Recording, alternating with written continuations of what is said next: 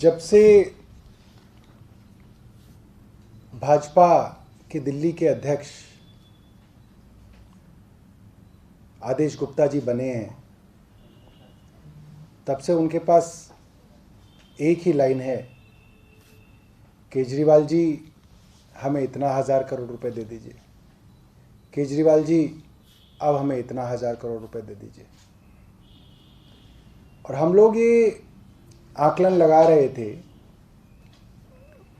कि दिल्ली नगर निगम में अब भाजपा के पास चुनाव लड़ने के लिए कोई और मुद्दा नहीं बचा, लिहाजा उन्होंने दो तरीके से काम करना शुरू किया है। एक ये कि जहां जहां से दिल्ली नगर निगम को पैसा आता है, रेवेन्यू के उनके सोर्सेज हैं, जानबूझ के उन रेवेन्यू के सोर्सेज से पैसे को लेना उन्होंने बंद कर दिया है। चाहे वो प्रॉपर्टी टैक्स हो, चाहे वो एडवर्टीजमेंट का रेवेन्यू हो, चाहे वो टोल टैक्स हो, सब में जो पैसा एमसीडी के खाते में आना चाहिए वो खाते में ना आके लोगों की जेब में जा रहा है, मतलब अफसरों और नेताओं की जेब में जा रहा है वो पैसा। उसके हमने कई सारे जो हैं उदाहरण पिछले कई महीनों में पेश किए कि चाहे वो प्रॉपर्टी टैक्स के मामले हों, आउटडोर एडवर्टीजमेंट के मामले हों, पार्किंग के विषय के मामले हों, सब जगह जो पैसा है वो अफसरों और नेताओं की जेब में जा रहा है। दिल्ली नगर निगम के खाते में पैसे आने बंद हो गए। उसी श्रृंखला के अंदर बड़े अच्छे दिलचस्प दस्तावेज हमारे हाथ लगे कि वो आदेश गुप्ता जो हर रोज सुबह उठते ही केजरीवाल जी हमें इतना पैसा दे दीजिए, वो आदेश गुप्ता डीडीए के अंदर, दिल्ली डेवलपमेंट अथॉरिटी के अंदर मेंबर बने हैं। वैसे भी डीडीए जो है भाजपा की केंद्र सरकार के अधीन है। तो हमारे जो लीडर ऑफ अपोजिशन है विकास जी नॉर्थ एमसीडी से, उन्होंने सवाल पूछे कि नगर निगम को डीडीए से अलग अलग मदों में कितनी राशि लेनी है। तो उन्होंने 2020 के अंदर, अभी की फिगर तो नहीं बताई, मगर 2018 31 मार्च 2018 तक का लिखा है उन्होंने कि 31 मार्च 2018 तक 857 करोड़ रुपए बकाया हैं जो डीडीए से एमसीडी को लेने हैं। और अगर हम उसी अनुपात में 2021 में इस फिगर को देखेंगे तो वो करीब करीब 1200 करोड़ रुपए बनती है। इसी तरीके से हमारे साउथ दिल्ली म्युनिसिपल कॉरपोरेशन से प्रेम चौहान जी लीडर ऑफ अपोजिशन है हमारे, उन्होंने ये सवाल पूछा कि डीडीए के पास दिल्ली नगर निगम, दक्षिण दिल्ली नगर निगम का कितना पैसा है।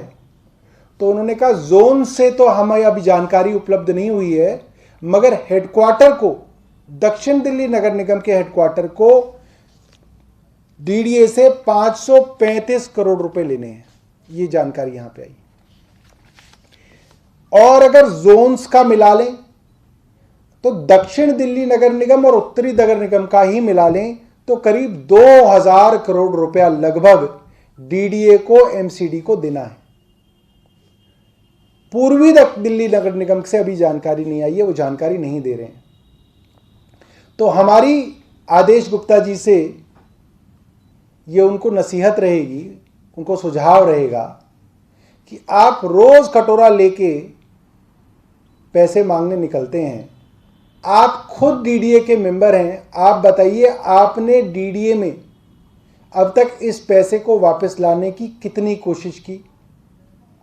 आपकी खुद की पार्टी केंद्र सरकार में है जिनके अधीन ये डीडीए आती है। आप दिल्ली के लोगों को जानकारी दीजिए कि क्यों आपने अब तक डीडीए से ये 2000 करोड़ रुपए लेने की कोशिश नहीं की।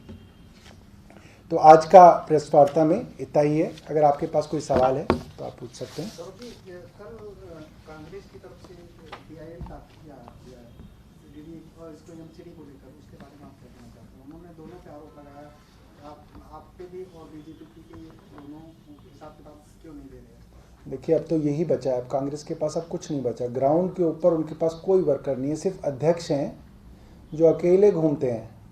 तो अब तो वो पीआईएल वगैरह की ही जो है एनजीओ वाले काम उनको करने पड़ेंगे। ठीक है, वो करना भी चाहिए उनको। और कुछ सौरभ जी, ये जल बोर्ड पे पूछना चाहूंगी जी। कि आदेश गुप्ता कह रहे हैं कि 2600 करोड़ रुपए का घोटाला दिल्ली सरकार ने किया, जिसमें राघव चड्ढा, सत्येंद्र जैन और केजरीवाल जी को वो सम्मिलित कर रहे हैं। इस पर क्या कहेंगे आप, उनके आरोपों पर? देखिए, उनकी बहुत बड़ी समस्या है आदेश गुप्ता की। सीबीआई उनके पास, दिल्ली पुलिस उनके पास, करप्शन एसीबी उनके पास। करा दें जेल में बंद कराएं इनको। इतना बड़ा, इतने बड़े 1000 करोड़ का घोटाला है, सड़क पे तो उसको घूमना चाहिए ना जिसके पास ये एजेंसी ना हो। जिनके पास ये एजेंसी है उनको तो जेल में बंद करना चाहिए। इतना बड़ा घोटाला आपको पता चला तो अमित शाह जी को बताओ फटाफट और उनको जेल भेजो जिन्होंने घोटाला किया। हम कह सकते थे कि 2500 करोड़ रुपए का घोटाला किया, हमने सीबीआई की मांग की। हमारी पूरी की पूरी विधानसभा के अंदर एक दिन पहले तक आदेश गुप्ता कह रहे थे सीबीआई की जांच करा लो, इनके लीडर ऑफ अपोजिशन कह रहे थे सीबीआई की जांच करा लो। दिल्ली विधानसभा ने रेजोल्यूशन पास किया कि हां सीबीआई की जांच करा लो, ये भाग गए।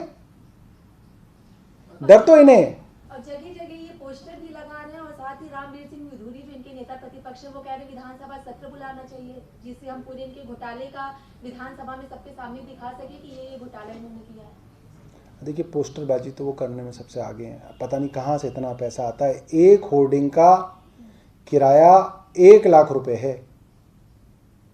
दिल्ली के अंदर हजारों होर्डिंग लगाए, कई हजार करोड़ रुपए का काम है। पता नहीं कहाँ से इतना पैसा आता है।